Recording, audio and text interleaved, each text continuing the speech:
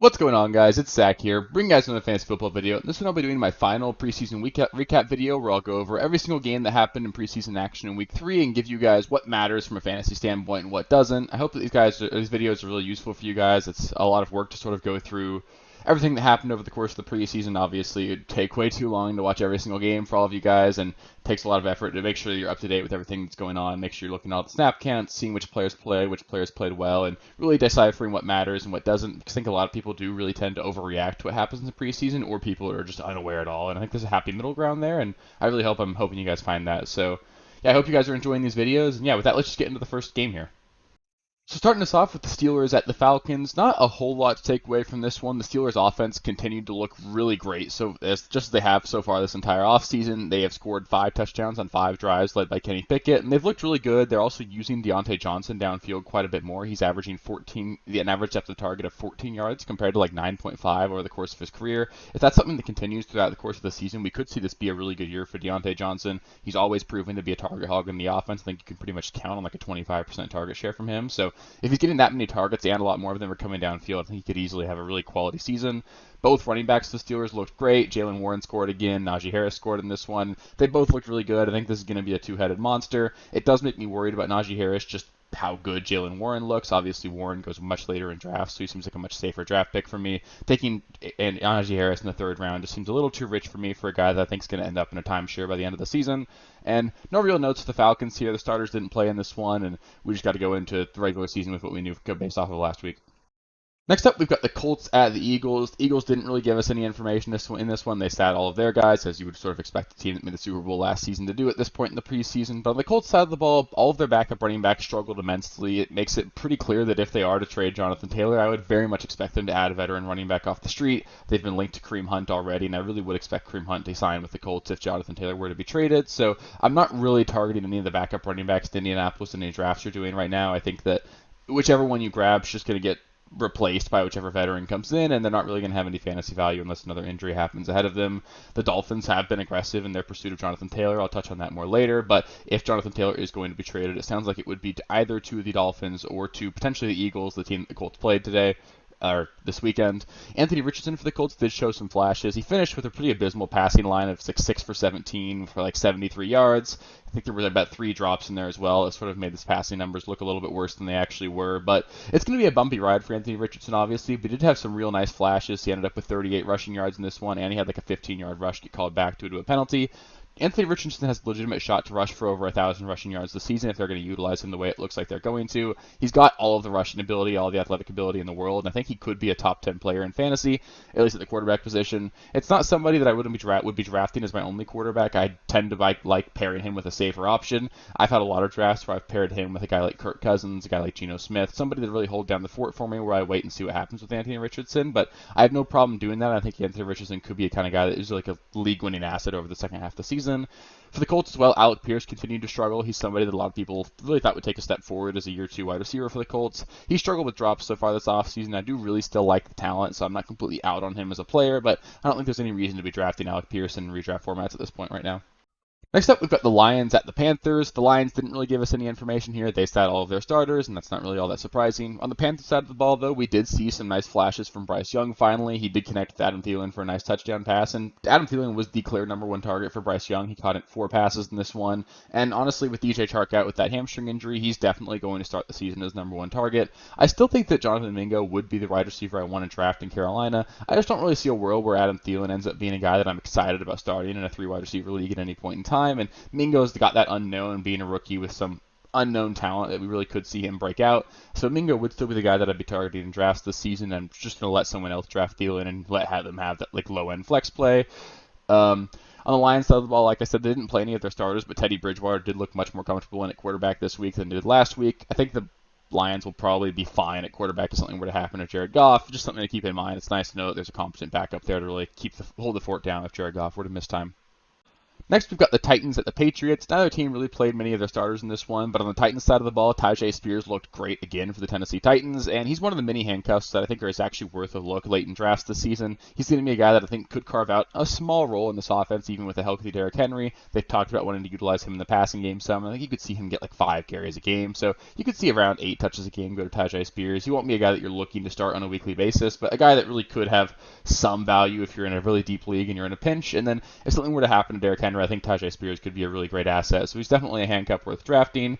The Patriots traded Pierre Strong Jr. to the Browns on Sunday. Ramondre is still the dude in New England. That's very clear. Obviously, Zeke's there, and Zeke's going to be the number 2. But this just sort of it clears up the running back room just a little bit more for those two. The Patriots offense was brutal again this week, but none of their starters really played. I don't really want to read into it too much, other than that potentially it's an indication that the offensive coaching staff is not that much better than what we saw last season. So we might want to temper our expectations for the Patriots just a little bit this year. Next, we've got the Chargers at the 49ers. The Chargers didn't really play any of their starters in this one, but Joshua Kelly did play, and he had 2 carries for 76 yards. He probably muddied the waters just a little bit, but in terms of who the backup running back is going to be behind Austin Eckler, he and Isaiah Spiller are going to be guys that probably compete for touches if Eckler were to miss time. And that, to me, that just means that none of these Chargers running backs are really worth a draft pick in redraft leagues, given that I don't really want to be drafting a handcuff that I don't know for sure is going to be the starter if Eckler goes down, and that makes none of these guys really make sense for me.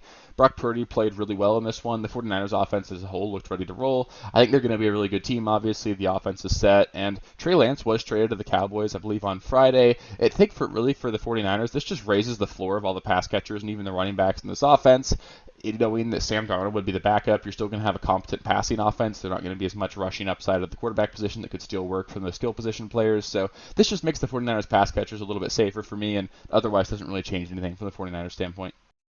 Next up, we've got the Chiefs at the Browns. We got a little bit of clarity at the Chiefs wide receiver position this week. Obviously, the main starters didn't really play in this one, and Justin Ross played extremely well. He's a lock to make the roster at this point. I think he's got a shot to make an impact on this team. Rashee Rice did not play well by any means. He had several drops in this one of which would have been like a 50-yard walk-in touchdown. Nobody was near him, and he just absolutely screwed up the catch.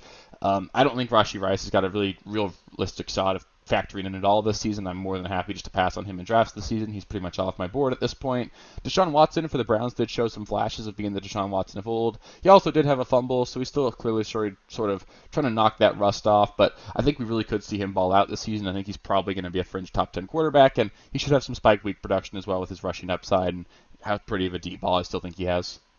Next up, we've got a pretty meaningless preseason game between the Cardinals and the Vikings. No starters really played in this one, but on the Cardinals side of the ball, I want to mention they did make a couple trades over the weekend. The most notable being they traded for Joshua Dobbs, the backup quarterback in Cleveland. He's going to come in and probably be the backup to Colt McCoy to start the year in Arizona, and I think he's got a potential shot to start at some point in the season. The Cardinals really just seem like they're tanking at this point. They traded their former first-round pick, Isaiah Simmons, for a 7th-round draft pick to the Giants. It makes me really concerned that the Cardinals are just throwing in the towel already on the season, and if that's the case, we could see a year where Kyler Murray just sits out the whole year. And again, if that's the case, that's going to be a scenario where guys that I had to put hope and upside for, guys like Marquise Brown, Rondale Moore, not so much James Conner, because I think he can function with or without Kyler Murray, but the pass catchers especially, I think we got to lower our expectations for a little bit. I think the odds that Kyler Murray sits out the entire season are a little bit higher than what I thought they were going to be, and that really does lower the floor and the ceiling for a lot of those pass catchers in Arizona.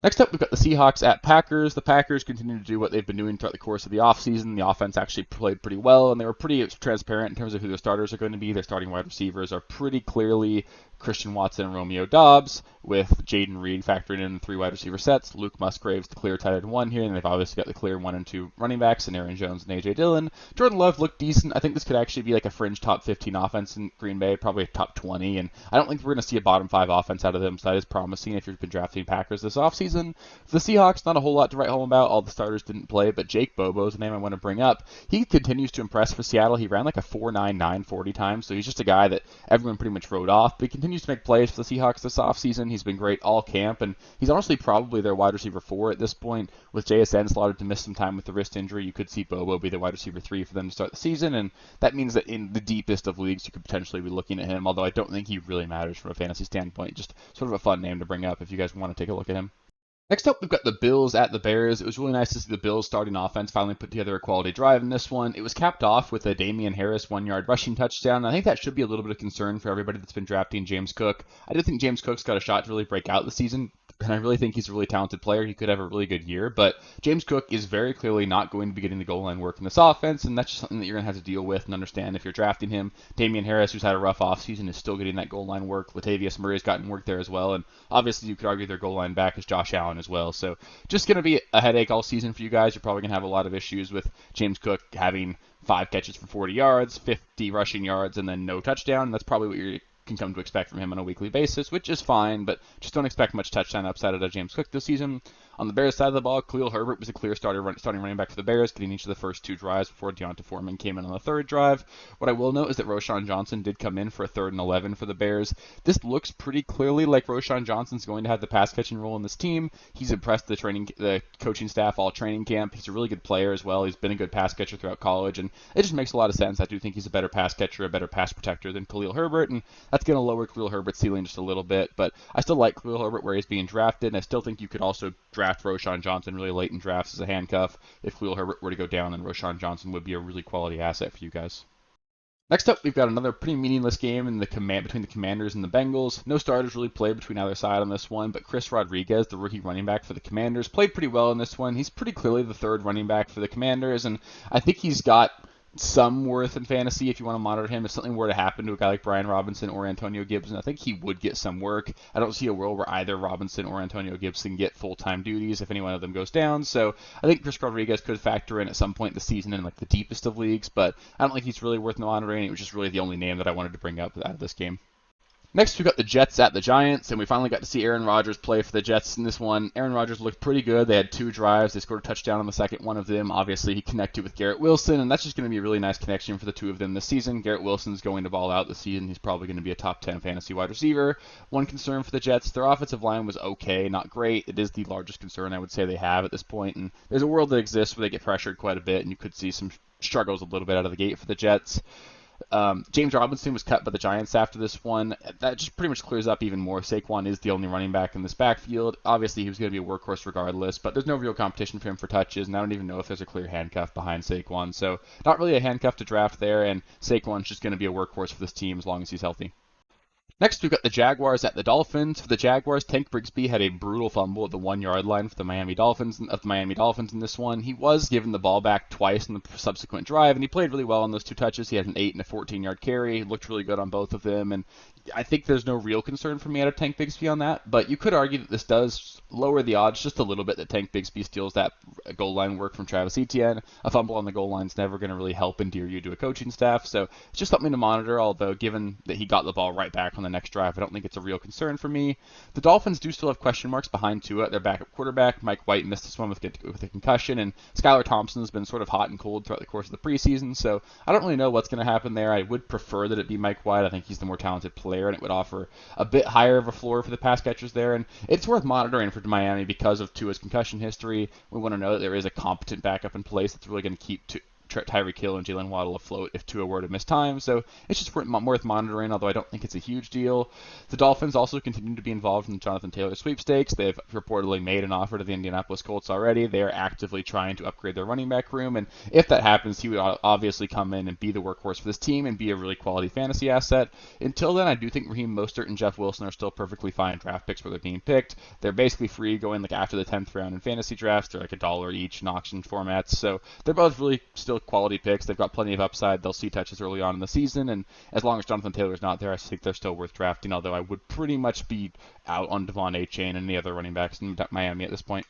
Next up, we've got the Buccaneers at the Ravens. The Buccaneers starters played a couple drives in this one, and the Buccaneers looked really good on their second drive. They had like a 56-play, 54-yard drive, capped off with a Chris Godwin touchdown. I'm still pessimistic about what this offense is going to look like over the course of the whole season. The Ravens didn't play any of their starters in this one, so it's really hard to give anybody any compliments on the Buccaneers side of the ball, but they did look decent, a little bit better than I would have expected, and Baker Mayfield did play pretty well in this one. The Ravens sat all of their guys in this one, like I said, but that's good news for Zay Flowers, who did play in preseason week 2 while a lot of the other starters sat, and he got this one off. So pretty clearly he's moving up the depth chart. He's a guy that they are intending to utilize right away. And like I said, I do think Zay Flowers is probably their wide receiver 1 to open the season. Next, we've got the Raiders at the Cowboys. Starting us off for the Raiders, we got Josh Jacobs, who finally ended his holdout, signing a one-year contract with the Raiders for $12 million. Really similar to what we saw Saquon Barkley do with the Giants, and I think you can really draft him in round 2 with absolute confidence now. He's going to get a ton of work. He's a really talented player, and I'm not worried about him at all at this point.